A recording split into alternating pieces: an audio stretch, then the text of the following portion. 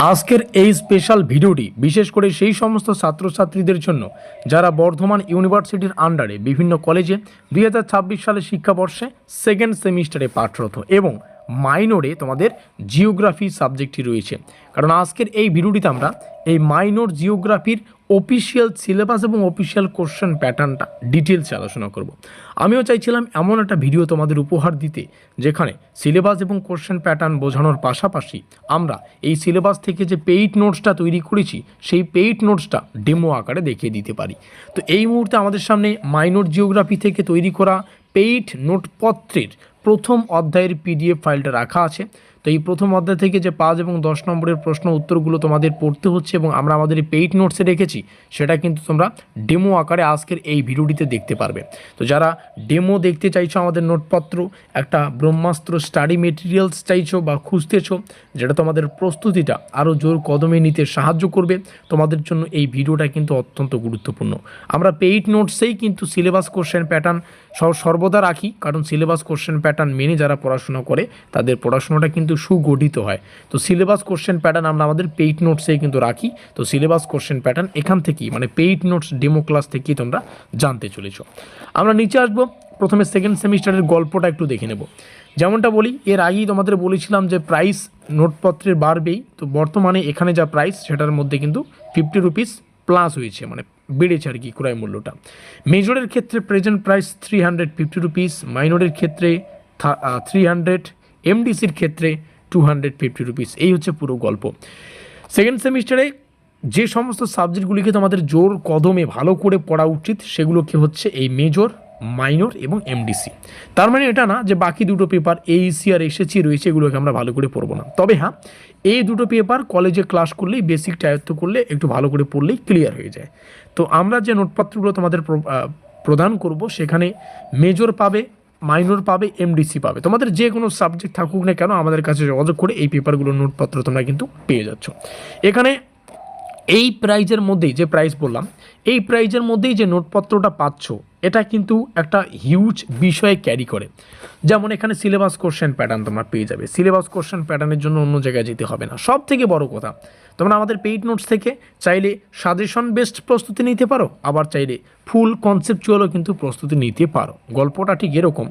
আমরা এই নোটপত্রটা সম্পূর্ণ সিলেবাসটা ক্লিয়ার করার চেষ্টা করেছি, অধ্যায়ভিত্তিক পিডিএফ দেওয়ার চেষ্টা করেছি এবং এক একটা অধ্যায়ের যে গুরুত্বপূর্ণ প্রশ্নগুলোকে তোমাদের বেশি জোর দিয়ে পড়তে হবে সেগুলোর শেষে স্টার চিহ্ন দিয়েছি।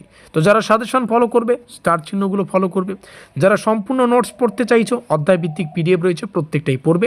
সময় অনেকটাই থাকে, আশা করি কনসেপচুয়ালটাই তোমরা পড়াটা ভালো মনে করবে। তবে যারা চাইছো তোমরা কমন দেখে কিংবা সাজেশন বেসড প্রস্তুতি নিতে সেটাও কিন্তু এইখানেই সেটাও কিন্তু উপলব্ধ রয়েছে। কারণ অনেকে অনেক কাজের সাথে যুক্ত, পড়ার সময় সঠিকভাবে হয়তো সে পায় না, সে চায় যে কোনো স্টুডেন্ট থাকে না অনেকেই যারা চায় সাজেশন বেসড প্রস্তুতি নিতে, তো সব কিছু কিন্তু এখানে অ্যাভেলেবেল রয়েছে। এই রইল আমাদের অফিসিয়াল কন্ট্যাক্ট নম্বর। মেজরের ক্ষেত্রে 350, তারপরে 350-র মধ্যেই হয়তো মাইনরটা বললাম নাকি একটু দেখিয়ে দিচ্ছি, 300-এর মধ্যে মাইনর আর এমডিসি 250। এখানে যোগাযোগ করে নোটপত্রগুলো সংগ্রহ করবে। মাথায় রাখবে তোমাদের সাফল্যই আমাদের লক্ষ্য। বিগত বছরগুলিতে আমরা সাজেশন এবং আমাদের নোটপত্র যে দিয়েছি সেখান থেকে ছাত্রছাত্রীরা পরীক্ষা প্রশ্নাবলীকে কিন্তু হুবহু কমন পেয়েছে। এখানে সিলেবাস দেখে নিতে পারো। সিলেবাসে দুটোই অধ্যায় রয়েছে, বড় বড় অধ্যায়। আর আমরা কিন্তু 10, 5 আর 2 প্রত্যেক টাইপের প্রশ্ন উত্তর এখানে রেখেছি। কোশ্চেন প্যাটার্নটা এখান থেকে স্ক্রিনশট করে রাখতে পারো। আর যেমনটা বললাম ডেমো কোশ্চেন দেখাবো, তো সম্ভবত 3খানা কোশ্চেন আমরা ডেমো আকারে রেখেছি যাতে করে বুঝতে পারো পেইড নোটসটা কীভাবে তৈরি করা। 5 নম্বরের 3খানা প্রশ্ন দেখিয়ে দিচ্ছি যেগুলোর উত্তর তোমরা আমাদের পেইড নোটসে পাবে। উত্তর কিন্তু এখানে দেখাবো না, এগুলো পে করে তোমাদের নিতে হবে। জনসংখ্যা ভূগোলের বিকাশ আলোচনা করো। জনসংখ্যা ভূগোল ও জন্মমিতির মধ্যে পার্থক্য বা সম্পর্ক মোস্ট ইম্পর্টেন্ট একটা কোশ্চেন। পার্থক্যটাও আসতে পারে, সম্পর্কটাও আসতে পারে। এখানে সম্পর্ক আলোচনা করা আছে, পার্থক্যটা অন্য কোনো প্রশ্নে হয়তো আছে, নিচে গেলে দেখতে পারবে। জনসংখ্যা গতিশীলতার প্রধান নির্ধারক হিসাবে জন্মহার, মৃত্যুহার, অভিবাসনের ভূমিকা আর জন্মহার মৃত্যুহারের পরিমাপের প্রধান সূচকগুলো। প্রত্যেকটা কোশ্চেন কোনটা কি কেমন ইম্পর্টেন্ট বোঝার জন্য স্টার চিহ্ন। ভালো করে যদি কোশ্চেনটা আরও ডিটেলসে বুঝতে চাও ইংলিশ ভার্সনও রয়েছে, তবে হ্যাঁ বাংলাটা পড়েই অনেকে বেশি বুঝে।